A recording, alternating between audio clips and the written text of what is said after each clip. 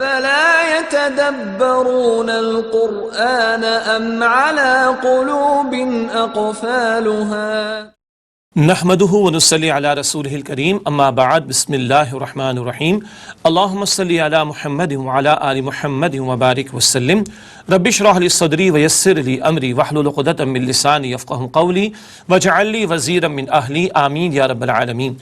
ناظرین کرام السلام علیکم ورحمۃ اللہ وبرکاتہ۔ اللہ تعالیٰ سے دعا ہے کہ آپ جہاں کہیں بھی ہوں اللہ تعالیٰ آپ سب کو ہم سب کو اپنے حفظ و امان میں رکھے، عافیت امن اور سلامتی عطا فرمائے۔ اللہ تعالیٰ ہی کی توفیق سے مطالبات قرآن سیریز کا سلسلہ آگے بڑھ رہا ہے اور 5ویں حصے کا مطالعہ کر رہے ہیں، اور آپ کو یاد ہوگا گزشتہ نشست میں ہم نے فتح مکہ کے تعلق سے کلام کا آغاز کیا، سورہ توبہ کی چند آیات کا ہم نے مطالعہ بھی کیا تھا۔ آج اسی سلسلے کو مزید انشاءاللہ تعالیٰ آگے بڑھائیں گے۔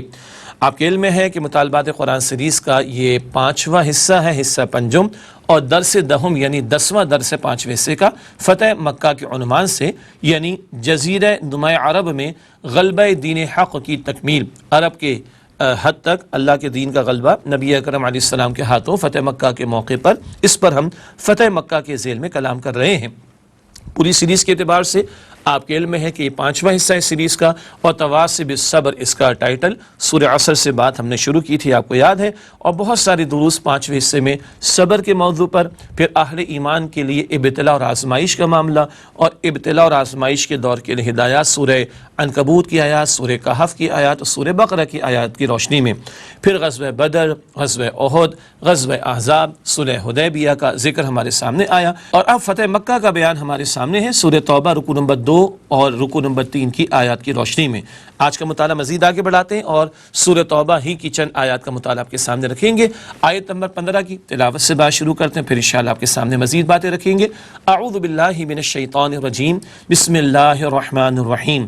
قاتلوہم یعذبہم اللہ بایدیکم ویخزہم وینصرکم علیہم ویشفی صدور قوم مؤمنین وَيُذْهِبْ غَيْظَ قُلُوبِهِمْ وَيَتُوبُ اللَّهُ عَلَى مَنْ يَشَاءُ وَاللَّهُ عَلِيمٌ حَكِيمٌ۔ صدق اللہ العظیم۔ یہ سورہ توبہ کی آیت نمبر 15، پہلے تمہیدی نکات کو دہرا لیتے ہیں اور پھر مطالعہ مزید آگے بڑھائیں گے انشاءاللہ۔ آپ کے علم میں ہے زیر بحث درس میں فتح مکہ کا پس منظر اور حالات کا بیان۔ پس منظر کیا تھا ہم نے آپ کے سامنے رکھا، شعبان کا ایک واقعہ، اور پھر رمضان میں سن 8 ہجری میں فتح مکہ کا معاملہ پیش آنا، صلح یک طرفہ توبہ قریش نے ختم کر دی، پھر اس کی تجدید کا معاملہ نہ ہوا، اور فتح مکہ کا اقدام اس کے لیے ذہناً ایمان والوں کو تیار کرایا جا رہا، اور اس کا بیان سورہ توبہ کی آیات کی روشنی میں ہم پڑھ رہے ہیں۔ اگلا نقطہ، فتح مکہ کا واقعہ ماہ رمضان سن 8 ہجری میں پیش آیا، یہ بات بھی آپ کے ہمارے علم میں ہے۔ اور اسی طرح اگلا نقطہ ہے، اسی کے تسلسل میں قرآن حکیم میں فتح مکہ کا ذکر تو نہیں، البتہ اس سے قبل کے کچھ حالات سورہ توبہ میں بیان ہوئے ہیں، براہ راست ذکر نہیں ہے، لیکن سورہ توبہ کی یہ جو 2 رکوع ہے، رکوع نمبر 2 اور 3، ان کے داخلی مضامین اور موضوعات کو دیکھیں تو معلوم ہوتا ہے کہ ان کا نزول فتح مکہ سے پہلے ہوا، ایمان والوں کو ذہناً فتح مکہ کے اقدام کے لیے تیار کرانے کے لیے۔ آئیے اب باقاعدہ آج کا مطالعہ آپ کے سامنے رکھتے ہیں۔ سورہ توبہ کی آیات 14 اور 15 آپ کے ہمارے سامنے اسکرین پر موجود۔ ارشاد ہوا، اعوذ باللہ من الشیطان الرجیم، بسم اللہ الرحمن الرحیم۔ قاتلوہم، لڑو ان سے، یعذبہم اللہ بایدیکم، اللہ عذاب دے گا ان کو تمہارے ہاتھوں، ویخزہم، اور انہیں رسوا کرے گا، وینصرکم علیہم، اور ان کے خلاف تمہاری مدد کرے گا، ویشفی صدور قوم مؤمنین، اور ٹھنڈک پیدا کرے گا مسلمانوں کے سینوں میں، ویذہب غیظ قلوبہم، اور نکالے گا ان کے دلوں کی جلن کو، ویتوب اللہ علی من یشاء، اور وہ توبہ قبول کرے گا جس کی وہ چاہے گا، واللہ علیم حکیم، اور اللہ سب کچھ جاننے والا، حکمت والا ہے۔ یہ سورہ توبہ کی آیات 14 اور 15 کا ترجمہ، پس منظر وہی ذہناً تیار کیا جا رہا ہے ایمان والوں کو فتح مکہ کے اقدام کے لیے۔ آئیے بات آگے بڑھاتے ہیں اور تشریح کا پہلا نقطہ آپ کے سامنے رکھتے ہیں۔ مسلمانوں کو مشرکین مکہ کے خلاف جنگ کرنے کی صورت میں بشارتیں دی گئیں کہ اللہ کے رسول صلی اللہ علیہ وآلہ وسلم کی قیادت میں 10,000 جانثاروں کا لشکر دیکھ کر مشرکین میں مقابلے کی ہمت ہی نہ ہوگی۔ جو مقابلہ کرنا چاہیں گے وہ جہنم واصل ہوں گے، مراد ان کا ٹھکانہ جہنم ہوگا۔ اللہ تعالیٰ توجہ دلا رہا ہے، ترغیب دلا رہا ہے، اللہ تعالیٰ جذبات کو بڑھا رہا ہے ایمان والوں کے کہ اللہ کے رسول کی قیادت میں جب تم چلو گے تو اللہ سبحانہ وتعالیٰ تمہاری مدد فرمائے گا اور اللہ تعالیٰ تمہیں توفیق دے گا، تو مشرکین میں مقابلے کی ہمت ہی نہیں ہوگی اور مقابلہ کرنے والوں کا ٹھکانہ جہنم میں ہوگا۔ اور بالفعل نہیں ہوا لڑائی اور جنگ کا معاملہ، اللہ تعالیٰ نے مکے کی فتح عطا فرمائی۔ یہ تو امتحان اور آزمائش کا ایک بڑا معاملہ تھا۔ اگلا نقطہ اس آیت کی تشریح میں ہے، اللہ تعالیٰ جس کو چاہے گا توبہ کی توفیق عطا فرمائے گا۔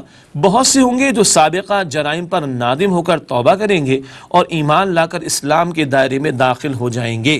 یہ بہت قیمتی بات ہے جو اللہ تعالیٰ نے عطا فرمائی۔ ایک طرف ایمان والوں کا امتحان ہے، ہاں ہے تو بھاری معاملہ، اپنے رشتہ داروں کو چھوڑ کر آئے ہو نا ہجرت کر کے، تو اپنے رشتہ داروں کے خلاف اقدام کرنا پڑے گا۔ کسی کا باپ ادھر ہے، کسی کا بھائی ادھر ہے، کسی کا بیٹا ادھر ہے، کسی کے دیگر رشتہ دار ادھر ہیں، بہت بڑا امتحان ہے۔ لیکن دوسری طرف اللہ فرما رہے ہیں کہ کچھ ہوں گے جو سابقہ جرائم پر توبہ کر کے نادم ہوں گے اور ایمان لے آئیں گے، اور ایمان لائیں گے تو مسلمانوں کے برابر کے بھائی بن جائیں گے۔ اسی لیے میں نے تھوڑی دیر پہلے عرض کیا، بالفعل جنگ تو نہ ہوئی، امتحان تھا۔ اپنوں کے خلاف جنگ کے لیے تیار ہوتے ہو کہ نہیں؟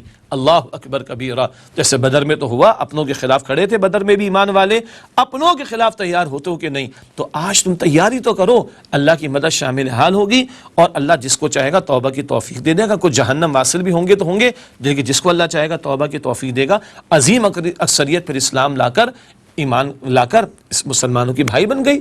وَرَأَيْتَ النَّاسَ يَدْخُلُونَ فِي دِينِ اللَّهِ أَفْوَاجًا، یہ بات سورۃ النصر میں ہمارے سامنے آتی تو اللہ جوش و جذبات کو بھی ابھار رہا ہے، اللہ تعالیٰ ترغیب و تشویق بھی دلا رہا ہے، اور اللہ تعالیٰ بشارت بھی عطا فرما رہا ہے۔ سبحان اللہ، امتحان تو ہونا ہے، مگر کل تم جاؤ گے بغیر جنگ کے، اللہ تعالیٰ تمہیں یہ ساری بشارتیں جو دے رہے ہیں ان کی تکمیل بھی تمہارے سامنے آ جائے گی۔ یہ جو بشارت ہے اللہ تعالیٰ نے ان آیات میں عطا فرمائی۔ اگلی آیت ہے سورہ توبہ کی آیت نمبر 16۔ ام حسبتم ان تترکوا، کیا تم نے سمجھا تھا کہ چھوڑ دیے جاؤ گے؟ وَلَمَّا يَعْلَمِ اللَّهُ الَّذِينَ جَاهَدُوا مِنْكُمْ، اور ابھی تو اللہ نے ایسے لوگوں کو ظاہر کیا ہی نہیں جنہوں نے تم میں سے جہاد کیا۔ وَلَمْ يَتَّخِذُوا مِن دُونِ اللَّهِ وَلَا رَسُولِهِ وَلَا الْمُؤْمِنِينَ وَلِيجَةً، اور اللہ اور اس کے رسول صلی اللہ علیہ وآلہ وسلم اور مؤمنوں کے سوا کسی کو دلی دوست نہیں بنایا۔ واللہ خبیر بما تعملون، اور اللہ باخبر ہے اس سے جو تم کر رہے ہو۔ یہ سورہ توبہ کی آیت نمبر 16 ہے اور ایک ہلا دینے والا انداز اس مقام پر آ رہا ہے اللہ تعالیٰ کی طرف سے۔ آئیے اس آیت کریمہ کی تشریح کی طرف چلتے ہیں۔ اس تعلق سے پہلا نقطہ ہے، یہ مضمون ان دروس میں پہلے بھی آ چکا ہے کہ اللہ اس دنیا میں بندوں کو آزمائشوں سے گزارتا ہے، اور دین پر ثابت قدم رہنے والے ہی جہنم سے نجات اور جنت میں جانے کی سعادت حاصل کرتے ہیں۔ ہم نے سورہ عنکبوت کا مطالعہ کیا تھا، احسب الناس، کیا لوگوں نے گمان کر لیا کہ یوں ہی چھوڑ دیے جائیں گے کہ ایمان لے آئے اور ان کی آزمائش نہیں کی جائے گی؟ ایسا تو نہیں، امتحانات تو ہوں گے، آزمائشیں تو آئیں گی۔ تو تواصی بالحق چوتھا حصہ، اس کے ذیل میں بھی کچھ باتیں آئیں۔ تواصی بالصبر پانچواں حصہ جس کا مطالعہ کر رہے ہیں، کچھ باتیں ہمارے سامنے آئیں۔ آزمائشوں سے تو گزرنا ہوگا۔ وَلَنَبْلُوَنَّكُمْ بِشَيْءٍ مِّنَ الْخَوْفِ وَالْجُوعِ وَنَقْصٍ مِّنَ الْأَمْوَالِ وَالْأَنفُسِ وَالثَّمَرَاتِ، ہم ضرور تمہارے امتحان لیں گے کسی قدر خوف کے ذریعے، بھوک کے ذریعے، جان اور مال کے نقصان کے ذریعے۔ وَبَشِّرِ الصَّابِرِينَ، اور اے نبی صلی اللہ علیہ وسلم صبر کرنے والوں کو بشارت عطا کر دیجئے۔ یہ بہت سارے پہلو ہیں جہاں اللہ تعالیٰ نے جا بجا قرآن پاک میں آزمائشوں کا تذکرہ فرمایا۔ کچھ اس مطالبات قرآن سیریز کے پچھلے دروس میں تفسیرات ہمارے سامنے آ بھی چکی ہیں۔ تو جو آزمائشوں سے گزریں گے وہ جہنم سے بچائے جائیں گے اور جنت میں داخل ہونے کی سعادت حاصل کریں گے۔ اللہ تعالیٰ مجھے اور آپ کو ہم سب کو جہنم سے آزاد فرمائے۔ اللہ سبحانہ وتعالیٰ مجھے آپ کو ہم سب کو جنت الفردوس عطا فرمائے۔ اگلا نقطہ اس آیت کی تشریح میں، اس آیت میں اگرچہ الفاظ عام ہیں لیکن روئے سخن ان لوگوں کی طرف ہے جو صلح حدیبیہ کے بعد ایمان لائے تھے اور جنہیں ابھی جہاد میں شرکت کے حوالے سے کسی آزمائش سے سابقہ پیش نہیں آیا تھا۔ روئے سخن کا مطلب خطاب کا رخ، ٹھیک ہے؟ الفاظ تو عام لگ رہے ہیں مگر ان لوگوں کی طرف اشارہ ہے اور روئے سخن ہے جو صلح حدیبیہ کے بعد ایمان تو لائے مگر ابھی تک کسی آزمائش سے نہیں گزرے۔ یہ نئے نئے اسلام لانے والے ابھی ایمان تو لے آئے ہیں، اسلام قبول کر کے مسلمانوں کے بھائی تو بن گئے مگر ابھی جہاد و قتال والی آزمائشوں سے ان کو سابقہ پیش نہیں آیا، تو ان کو بھی تیار کیا جا رہا ہے۔ میں اس کلمہ پڑھ کر مطمئن ہو کر بیٹھ جانا کافی نہیں ہے، آزمائشوں کی بھٹیوں سے گزارا بھی جائے گا، اس کے لیے تیار۔ یہ نئے ایمان لانے والوں کو بھی گویا اس تعلق سے ذہناً اور قلباً تیار کرایا جا رہا ہے۔ اس آیت کی تشریح میں اگلا نقطہ ہے، ایمان والے اللہ سبحانہ و تعالیٰ اللہ کے رسول صلی اللہ علیہ وآلہ وسلم اور دیگر اہل ایمان کے سوا کسی کو اپنا دلی دوست نہیں بناتے، لہذا اگر کسی کے دل میں مشرکین مکہ کے لیے کوئی نرم گوشہ ہے تو یہ ایمان کے منافی ہے۔ یہ بہت قیمتی بات ہے۔ جو پکے ایمان والے ہیں ان کی اصل دوستی اللہ تعالیٰ سے، اللہ کے رسول صلی اللہ علیہ وآلہ وسلم سے اور سچے ایمان والوں سے ہوتی۔ ایمان والوں کی دلی دوستی کافروں سے، مشرکوں سے، اللہ کے دین کے دشمنوں سے نہیں ہو سکتی۔ تو ایمان سچا اندر ہے کہ نہیں، اس کا ایک لٹمس ٹیسٹ کیا ہے؟ سبحان اللہ، اس کی ایک بڑی علامت کیا ہے کہ واقعتاً محبت پھر اللہ اور اللہ کے رسول علیہ السلام اور سچے ایمان والوں کے ساتھ۔ یہ کیا کہ کلمے کے دعوے بھی ہوں اور کافروں سے پینگے بڑھائی جائیں؟ یہ کیا کہ کلمے کے دعوے ہوں اور کافروں کو دلی دوست بنایا جائے؟ یہ کیا کہ اللہ اور اس کے رسول علیہ السلام کو ماننے کے دعوے ہوں اور کفار کی تہذیب اور کفار کا طرز عمل پسند بھی آ جاتا ہو؟ استغفر اللہ۔ ہم بھی اپنے گریبانوں میں جھانکیں کہ اللہ تعالیٰ، اللہ کے رسول علیہ السلام کے احکامات اور ان کی ذات اور اللہ کے نیک بندے ایمان والے، یہ ہماری ترجیح میں دلی دوستی میں ہیں یا ہم کافروں کو بھی اچھا سمجھتے ہیں، بہتر سمجھتے ہیں اور آئیڈیل سمجھتے ہیں اور ان سے تعلقات استوار کرنے کی خواہشات رکھتے ہیں؟ استغفر اللہ ربی من کل ذنب واتوب الیہ۔ یہ تو ایمان کے منافی بات ہو جائے گی۔ تو یہ بات بھی بتائی جا رہی، تمہیں یوں چھوڑ دیا جائے گا؟ ابھی تک تو اللہ تعالیٰ نے ظاہر نہیں کیا کہ کون ہے جنہوں نے اللہ اور اللہ کے رسول علیہ السلام اور ایمان والوں کے سوا کسی اور کو دلی دوست نہیں بنایا۔ یہ بھی ہے جو ایک ٹیسٹ ہے۔ اور پھر مشرکین مکہ کے خلاف اقدام کرنا ہے۔ سچا ایمان دل میں ہوگا تو ٹکراؤ گے جا کے کفار سے، اور اگر کفار سے ہمارے اعتبار سے، عموم کے اعتبار سے کفار سے دلی دوستیاں ہیں تو پھر ایمان کے در ہے۔ اللہ اکبر۔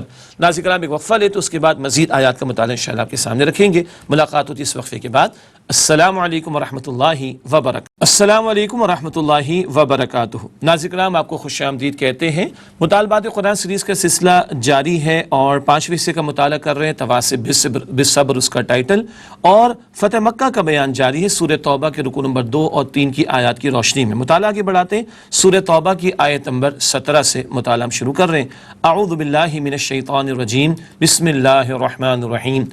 ما کان للمشرکین ان یعمروا مساجد اللہ، مشرکین اس لائق نہیں کہ آباد کریں اللہ کی مساجد کو، شاہدین علی انفسہم بالکفر، گواہی دینے والے ہیں اپنے اوپر کفر کی، اولئک حبطت اعمالہم، یہ وہ لوگ ہیں کہ جن کے تمام اعمال ضائع ہو گئے، وفی النار ہم خالدون، اور آگ میں وہ ہمیشہ رہنے والے ہیں۔ یہ سورہ توبہ آیت نمبر ہے 17۔ آئے اس کی تشریح کرتے ہیں۔ اس دلیل کا رد کہ قریش بیت اللہ اور حجاج کی خدمت کرتے ہیں، لہذا ہمیں ان سے جنگ نہیں کرنی چاہیے۔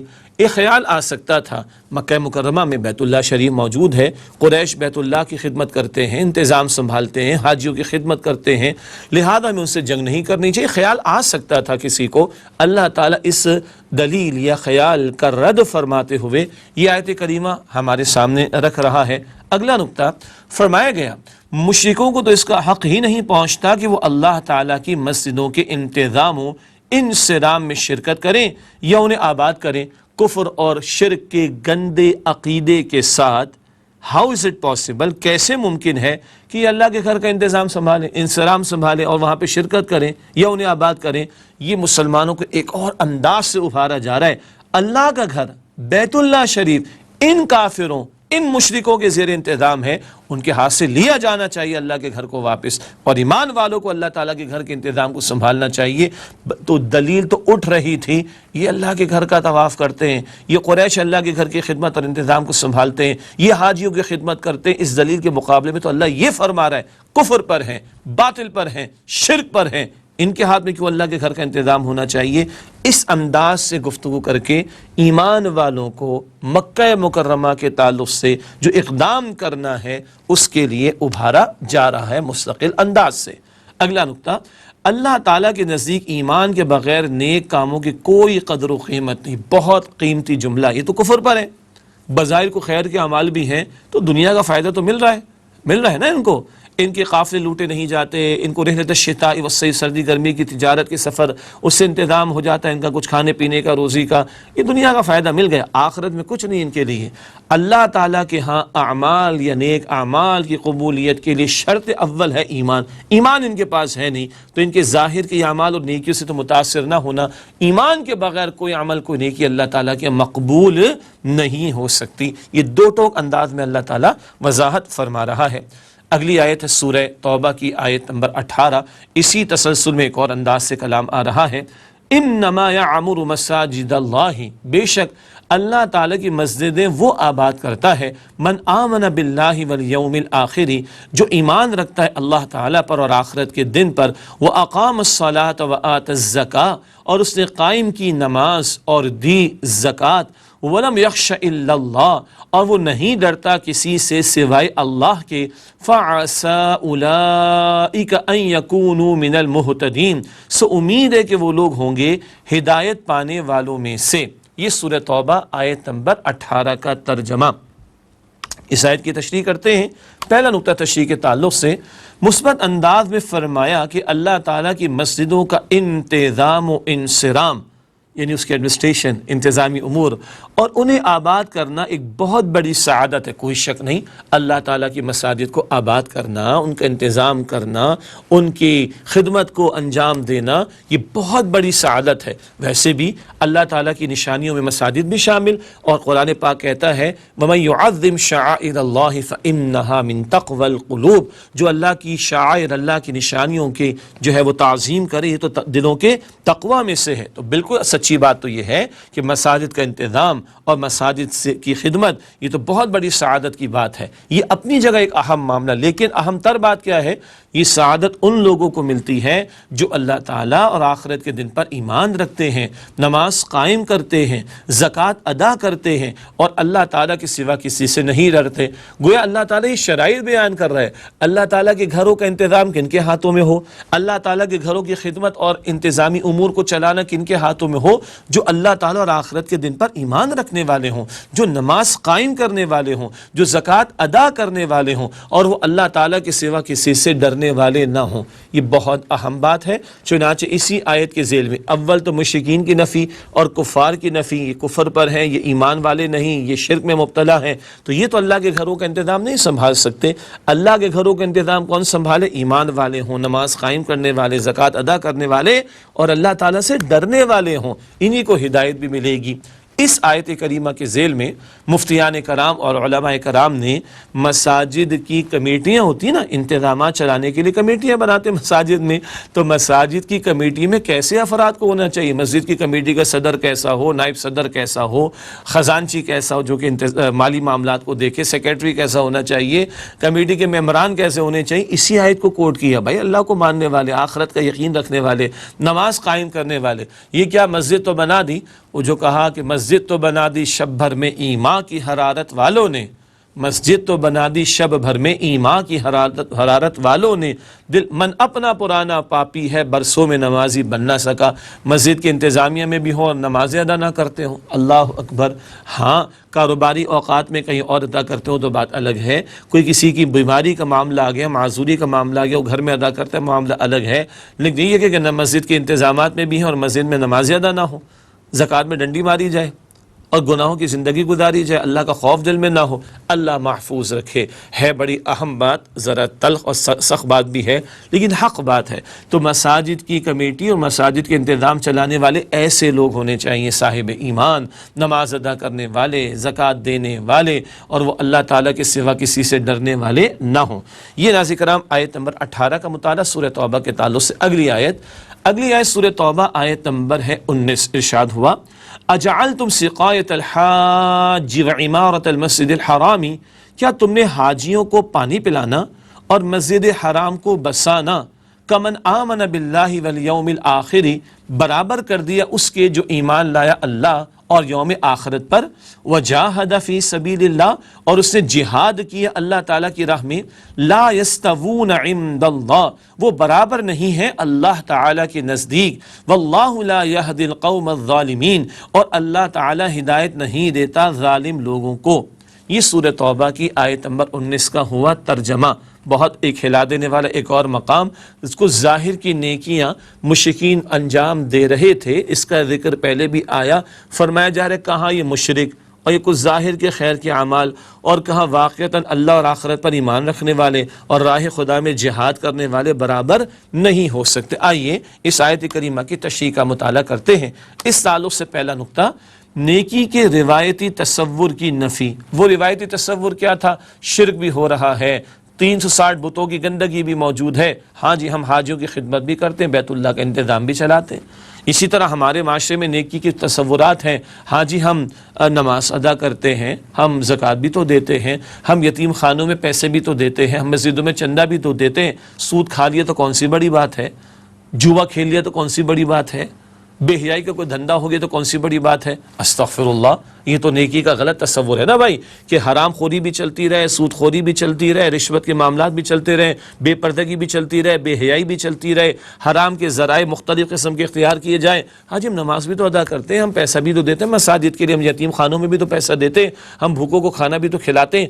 یہ جو روایتی تصور ہے بگڑا ہوا، اس نیکی کے روایتی تصور کی نفی کی جا رہی اس مقام پر۔ آگے ذکر ہو رہا ہے کیا حاجیوں کو پانی پلانا اور مسجد حرام میں مختلف امور کا انتظام کرنا اور اسے آباد رکھنا برابر ہو سکتا ہے اللہ تعالیٰ اور یوم آخرت پر ایمان لانے اور اللہ تعالیٰ کی راہ میں جہاد کرنے والے کے؟ کیا خیال ہے، کیا جواب ہوگا ہمارا؟ قطعاً نہیں۔ شرک کے ساتھ، برے عقیدے کے ساتھ، کفر کے ساتھ یہ تم حاجیوں کو پانی پلاؤ، مسجد حرام کے انتظام کو سنبھالو، یہ تمہارے عمل اللہ کے ہاں مقبول نہیں ہے، اور تم اور وہ جو اللہ اور آخرت پر ایمان رکھنے والے ہیں، جو اللہ کے راہ میں جہاد کرنے والے، جن کو تم نے ہجرت کرنے پر مجبور کر دیا، ان کو گھروں سے نکال دیا، تم اور وہ برابر نہیں ہو سکتے۔ یہ کفار اور مشرکین کو سنایا جا رہا ہے، اور جب ان کو کفار کو سنایا جا رہا ہے تو ایمان والوں کو بھی سنایا جا رہا ہے۔ ایسے کافروں سے جنگ نہیں کرو گے، ایسے مشرکوں سے جنگ نہیں کرو گے جو کفر اور شرک کی عقیدے کی گندگی کے ساتھ مسجد حرام کا انتظام سنبھالے بیٹھے ہیں، کیا ان سے آزاد نہ کراؤ گے، ان کا انتظام ختم نہ کرو گے، اللہ کے گھر کو بتوں کی گندگی سے پاک نہ کرو گے؟ سبحان اللہ، یہ انداز اختیار کر کے اللہ سبحانہ و تعالیٰ سچے ایمان والوں کو، جو مدینہ شریف میں صحابہ کرام رضی اللہ تعالیٰ عنہ مجمعین کی جماعت ہے، ان مہاجرین کو، ان ایمان والوں کو، تمام ایمان والوں کو تیار کر رہا ہے کہ تم نے اٹھنا ہے اور ان مشرکین کا قلع قمع کرنا ہے، ان کفار کا مقابلہ کرنا ہے، اور ان کے خلاف تمہیں اقدام کرنا پڑے گا۔ یہ ہے جو اللہ تعالیٰ مختلف پیرایوں میں سورہ توبہ کی ان آیات میں ایمان والوں کو جھنجھوڑ بھی رہا ہے، ترغیب بھی دلا رہا ہے، ترغیب کے انداز میں بات آ رہی ہے، ترہیب جلال کے انداز میں بات آ رہی ہے، مختلف پیرایوں میں بات آ رہی ہے، تاکہ ایمان والے آمادہ ہو کر مکہ مکرمہ کے تعلق سے جو اقدام کرنا ہے اس کے لیے اپنے آپ کو تیار کر سکیں۔ ناظرین اکرام ایک وقفہ لیتے ہیں، اس کے بعد مزید چند آیات کا مطالعہ انشاءاللہ تعالی سورہ توبہ کے تعلق سے آپ کے سامنے رکھیں گے۔ ملاقات ہوتی ہے انشاءاللہ ایک وقفے کے بعد۔ السلام علیکم ورحمۃ اللہ وبرکاتہ۔ السلام علیکم ورحمۃ اللہ وبرکاتہ۔ ناظرین اکرام خوش آمدید کہتے ہیں آپ کو۔ سورہ توبہ کی آیات کی روشنی میں فتح مکہ کے تعلق سے کچھ کلام کر رہے ہیں، آئیے مطالعہ آگے بڑھاتے ہیں۔ اگلی دو آیات سورہ توبہ، آیت نمبر 20 اور 21 اور پھر 22۔ اعوذ باللہ من الشیطان الرجیم، بسم اللہ الرحمن الرحیم۔ الذین آمنوا وہاجروا، وہ لوگ جو ایمان لائے اور جنہوں نے ہجرت کی، وجاہدوا فی سبیل اللہ باموالہم وانفسہم، اور اللہ کی راہ میں جہاد کیا اپنی جانوں اور مال کے ساتھ، اعظم درجۃ عند اللہ، درجے کے اعتبار سے کہیں عظیم ہے اللہ کے نزدیک، واولئک هم الفائزون، اور وہی مراد کو پہنچنے والے ہیں، یبشرہم ربہم برحمت منہ ورضوان، خوشخبری دیتا ہے ان کو ان کا رب اپنی طرف سے رحمت اور رضامندی کی، وجنات لہم فیہا نعیم مقیم، اور ان باغات کے جن میں ان کے لیے دائمی نعمتیں ہیں، خالدین فیہا ابدا، ان میں وہ رہیں گے ہمیشہ ہمیش، ان اللہ عندہ اجر عظیم، بے شک اللہ کے پاس ہے شاندار بدلہ۔ اب سچے ایمان والوں کا تذکرہ آ رہا ہے، آئیے تشریح کے کچھ مختصر نکات، ان اعمال کا بیان جن کا تعلق نیکی کے وسیع تصور سے ہے۔ کفر اور شرک کے ساتھ تو نیکی اللہ کے مقبول نہیں، اور گناہوں کے ساتھ نیکیوں کا طرز عمل اختیار کرنا یہ بھی اللہ کو پسندیدہ نہیں۔ تو اب پھر نیکی کا وسیع تصور کیا ہے؟ تو ان اعمال کا بیان جن کا تعلق نیکی کے وسیع تصور سے وہ اس آیت کریمہ میں ذکر آ رہا ہے۔ سب سے پہلے ایمان کا ذکر جو تمام اعمال صالحہ کی روح ہے، نیکی کا جامع تصور ہم نے پڑھا تھا سورہ بقرہ آیت نمبر 177 کی روشنی میں، پہلے حصے میں مطالبات قرآن سیریز میں، وہاں بھی ذکر تھا کہ ایمان روح ہے، اعمال صالحہ اور نیکی کی، ایمان کے بغیر عمل مقبول نہیں اللہ کے ہاں۔ اس کے بعد ہجرت اور جہاد فی سبیل اللہ کا بیان ہے۔ سورہ آل عمران کی کچھ آیات کا ہم نے مطالعہ کیا تھا ایمان کے بیان کے ذیل میں۔ دوسرے حصے میں ہجرت، گناہوں کو چھوڑنے سے سلسلہ شروع ہوگا، گھر بار کو چھوڑنے تک کا معاملہ آ سکتا ہے۔ جہاد، نفس کے خلاف جہاد سے لے کر نظام کے بدلنے کے لیے باطل نظام سے جہاد اور قتال تک کے مراحل، یہ وسیع تصور ہجرت اور جہاد کا ذہن میں رہے۔ اللہ تعالیٰ کو نیکی کا روایتی تصور قبول نہیں کہ بڑے بڑے جرائم کے ساتھ کچھ اچھے کام بھی کر لیے جائیں، یہ ڈویلٹی منافقت نہیں چلے گی، گناہوں کو چھوڑنا اور نیکی پر استقامت اختیار کرنا یہ اللہ تعالیٰ کو مطلوب ہے۔ اس کے بعد آیت نمبر اور پچھلی آیات میں نیک اعمال پر جنت کا تذکرہ بھی اللہ نے فرمایا، اللہ تعالیٰ ہم سب کو جنت الفردوس عطا فرمائے۔ اس کے بعد تیسرا رکوع سورہ توبہ کا آیت نمبر 23 ہے، یا ایھا الذین آمنوا، اے ایمان والو، لا تتخذوا آباءکم و اخوانکم اولیاء، نہ بناؤ دوست اپنے باپ دادا اور بھائیوں کو، ان استحبوا الکفر علی الایمان، اگر وہ پسند کریں کفر کو ایمان کے مقابلے میں، ومن یتولہم منکم فاولئک ھم الظالمون، اور جو تم میں سے اسے دوستی کریں گے تو ایسے ہی لوگ ظلم کرنے والے ہیں۔ یہ سورہ توبہ کی آیت نمبر 23 کا ترجمہ۔ تشریح کا پہلا نقطہ، محبت اور دشمنی کا معیار صرف اور صرف ایمان اور دین کی خدمت کے لیے جد و جہد ہونا چاہیے۔ کسی سے محبت ہو تو ایمان کی خاطر، نفرت بھی ہو تو ایمان کی وجہ سے۔ کیا مطلب؟ کفر پر ہے تو اس وجہ سے نفرت ہے۔ اللہ اکبر، اللہ اکبر۔ اللہ کی خاطر محبت، اللہ کی خاطر نفرت۔ ایک حدیث میں آتا ہے جو یہ رویہ اختیار کرے اس کا ایمان مکمل ہوگا۔ تو محبت اور دشمنی کا معیار صرف اور صرف ایمان اور دین کی خدمت کے لیے جد و جہد کا جذبہ ہونا چاہیے۔ اگلا نقطہ، مشرکین مکہ کے خلاف اقدام مہاجرین کے لیے بہت بڑی آزمائش۔ مہاجرین تو مکہ مکرمہ کو چھوڑ کر آئے، اب واپس جا کر لڑنا اپنے ہی رشتہ داروں سے، کوئی باپ، کوئی بھائی، کوئی دوست، کوئی ساتھی، کوئی رشتہ دار سامنے ہو، آسان بات نہیں۔ یہ نقطہ پہلے بھی آیا، بڑا بھاری آزمائش کا مرحلہ۔ چنانچہ اسی تعلق سے ایک بدری صحابی ہے رضی اللہ عنہ، حضرت حاطب رضی اللہ تعالیٰ بن ابی بلتعہ کا واقعہ بڑا معروف ہے۔ قرآن پاک کی 28 پارے میں سورۃ الممتحنہ ہے، اس کے پس منظر میں یہی واقعہ، ان کے کچھ مشرک رشتہ دار تھے، ان کا خیال تھا حضور اقدام فرمائیں گے تو حضور کو تو اللہ تعالیٰ نصرت و کامیابی دے ہی دے گا، بس یہ کہ میرے رشتہ داروں کو کوئی پروٹیکشن حاصل نہیں، میں خط لکھ دوں اور وہاں کے لوگوں کی پروٹیکشن ان کو مل جائے تو فائدہ ہوگا۔ یہ خط انہوں نے روانہ کیا، حضور علیہ السلام کو وحی کے ذریعے بتا دیا گیا اور اللہ کے رسول علیہ السلام نے ان کو بلایا، انہوں نے معافی تلافی کر لی۔ تفصیلی واقعہ سورہ ممتحنہ کی تفسیر میں پڑھ لیجیے گا، سورہ ممتحنہ 28 پارے میں۔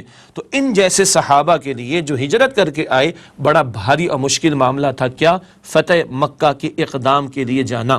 اب اس تسلسل میں آخری آیت ہے سورہ توبہ کی آیت نمبر 24، اور یہ آیت آپ کو ابھی یاد آ جائے گا، ہم پہلے بھی مطالعہ کر چکے ہیں، کہاں؟ میں عرض کرتا ہوں انشاءاللہ۔ قل، کہہ دیجئے اے نبی صلی اللہ علیہ وآلہ وسلم، ان کان آباؤکم، اگر تمہارے باپ دادا، و ابناؤکم، اور تمہارے بیٹے، و اخوانکم، اور تمہارے بھائی، و ازواجکم، اور تمہاری بیویاں، و عشیرتکم، اور تمہارے رشتہ دار، و اموال اقترفتموہا، اور وہ مال جو تم نے محنت سے کمائے ہیں، و تجارت تخشون کسادہا، اور وہ تجارت جس میں خسارے سے تم ڈرتے ہو، و مساکن تردونہا، اور وہ گھر جو تمہیں پسند ہیں، احب الیکم، اگر تمہیں زیادہ محبوب ہیں، من اللہ، اللہ سے، ورسولہ، اور اس کے رسول صلی اللہ علیہ وآلہ وسلم سے، وجہاد فی سبیلہ، اور اس کی راہ میں جہاد سے، فتربصوا، تو انتظار کرو، حتی اتی اللہ بامری، یہاں تک کہ لے آئے اللہ اپنا فیصلہ، یعنی تمہاری موت، واللہ لا یہدی القوم الفاسقین، اور اللہ ایسے نافرمانوں کو ہدایت نہیں دیا کرتا۔ یہ سورہ توبہ آیت نمبر 24 اور تیسرا رکوع سورہ توبہ کا اس کی آخری آیت بھی۔ اس آیت پر تفصیلی درس حصہ چہارم میں ہو چکا ہے، یاد آ گیا ہوگا آپ کو، 8 محبتیں ایک طرف، 3 محبتیں ایک طرف۔ اگلا نقطہ، خود احتسابی سیلف اسسمنٹ کے لیے ایک ترازو، تو پلڑے ترازو کے یاد آیا، 8 محبتیں ایک طرف، 3 ایک طرف، دیکھ لو کون سا بھاری؟ اللہ اور اللہ کے رسول، اللہ کی راہ میں جہاد والا پلڑا، یعنی محبت، اس محبت کا پلڑا بھاری، فہو المطلوب، یہ تو مطلوب۔ اور اگر دنیا کے مال و اسباب رشتوں کی محبتیں بھاری تو پھر جاؤ انتظار کرو، اللہ تعالیٰ فرما رہے عذاب یا پھر فیصلہ آ جائے تمہارے لیے۔ اللہ اکبر۔ اور آخری نقطہ اس آیت کی تشریح میں ہے، اس آیت کے بعد وہ لوگ کہ جن کے دلوں میں مکہ میں آباد اپنے رشتہ داروں کے لیے کوئی بھی نرم گوشہ تھا وہ ختم ہو گیا اور وہ مشرکین مکہ کے خلاف اقدام کے لیے تیار ہو گئے، اور یہ اب تیاری ہو گئی ہے۔ یہ 2 رکوع سورہ توبہ کے مکمل ہوئے یہاں پر آ کر، جس میں مکہ مکرمہ کے تعلق سے اقدام سے پہلے ایمان والوں کو تیار کرایا گیا۔ اب مختصر چند باتیں فتح مکہ کے تعلق سے، کیونکہ قرآن پاک میں تفصیل نہیں آئی، وہ سیرت کی کتابوں میں ہمیں دیکھنا ہوگی، چند نقطے وہاں سے ہم آپ کے سامنے رکھ رہے ہیں۔ مکہ مکرمہ کی طرف روانگی کا ارادہ حضور کا نبی علیہ السلام، اور آپ نے اس کو خاصا پوشیدہ بھی رکھا، اس اقدام کو پوشیدہ بھی رکھا۔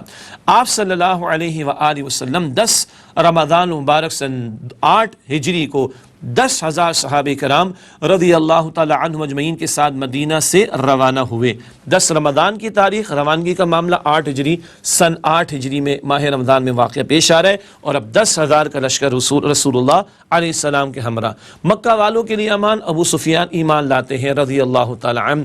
اللہ کے رسول علیہ السلام کے لشکر کو دیکھ کر حوصلے ویسے ہی ٹوٹ گئے مکہ والوں کے، اور ابو سفیان بھی ایمان لے آئے۔ جو جاہو حشمت دیکھی، اس لشکر کی شان کو دیکھا تو ابو سفیان بھی ایمان لے آئے۔ ان کے دل میں گھر تو کر گئی تھی بات، اب ان کا ایمان لانے کا معاملہ اور اس کے اظہار کا معاملہ۔ حضور علیہ السلام 10,000 کے لشکر کے ساتھ مکہ مکرمہ میں داخل ہوئے۔ جو ایک شب گزری ہے پچھلی، اس وقت اللہ کے رسول علیہ السلام نے ہر شخص کو کہا ہر شخص اپنی لکڑی خود جلائے، ایک کھلا میدان ہو، پہاڑی علاقہ بھی، اور 10,000 کے قریب افراد ایک ایک لکڑی بھی جلائیں تو کیا ہیبت مکہ والوں پر طاری ہوئی ہوگی، حوصلے ویسے ہی پست ہو گئے۔ یہ اسٹریٹجی تھی، یہ بصیرت تھی رسول اکرم صلی اللہ علیہ وسلم کی۔ اب آپ علیہ السلام 10,000 کے لشکر کے ساتھ مکہ مکرمہ میں داخل ہو رہے ہیں، اور امان کا حضور نے اعلان بھی فرما دیا، جو ہتھیار کو ڈال دے گا امان، جو گھر کا دروازہ بند کر لے امان، جو ابو سفیان کے گھر میں چلا جائے امان، ان کو بھی اللہ کے رسول علیہ السلام نے اکرام عطا فرمایا۔ اب حضور علیہ السلام بیت اللہ شریف میں آ گئے ہیں، مکہ کمان کے ساتھ، تیر کمان کے ساتھ بیت اللہ کے گرد اور اس کی چھت پر موجود بتوں کو توڑنا شروع کیا۔ اس دوران آپ صلی اللہ علیہ وآلہ وسلم سورہ بنی اسرائیل کی آیت نمبر 81 تلاوت فرما رہے تھے، جہاں قرآن پاک میں ذکر آتا ہے جاء الحق وزهق الباطل ان الباطل کان زہوقا، حق آ گیا اور باطل مٹ گیا، اور بے شک باطل ہے ہی مٹنے کے لیے۔ 21 برس کے بعد بت توڑے گئے۔ مکہ مکرمہ کے 13 برس صبر ہی صبر تھا، یاد آیا، صبر محض ہاتھ نہیں اٹھایا گیا، جماعت مضبوط کی گئی، قرآن کی دعوت دی گئی، اللہ والے تیار کیے گئے، بدر کے میدان میں اتارے گئے، اور آج 21 برس کے بعد سن 8 ہجری میں 20 برس بعد کم و بیش کہہ لیں، 20 برس بعد کم و بیش آغاز وحی کے اللہ کے پیغمبر علیہ السلام نے بتوں کو آ کر توڑا ہے، اور اللہ تعالیٰ کے رسول علیہ السلام تلاوت فرما رہے ہیں جاء الحق وزهق الباطل ان الباطل کان زہوقا، حق آ گیا اور باطل مٹ گیا، بے شک باطل ہے ہی مٹنے کے لیے۔ اور یہ ایک عظیم شان نمونہ اللہ کے رسول نے عطا فرمایا علیہ السلام، اور وہ ہے قریش کی معافی کا اعلان۔ عظیم اکثریت کا معاملہ، حضور نے پوچھا تم کیا میرے بارے میں سوچتے ہو، کیا گمان کرتے ہو؟ یہ وہ لوگ تھے جن میں سے کچھ جان کے دشمن تھے، جنہوں نے آپ کو ہجرت پر مجبور کیا، جو جان کے درپے ہوئے، ان اکثریت کے بارے میں حضور کا فیصلہ کیا سوچتے ہو، کیا تمہارے دل میں میرے بارے میں گمان ہے؟ وہ کہتے ہیں آپ کریم ابن کریم ہیں، کریم والد جناب عبداللہ کے کریم بیٹے محمد مصطفیٰ صلی اللہ علیہ وسلم۔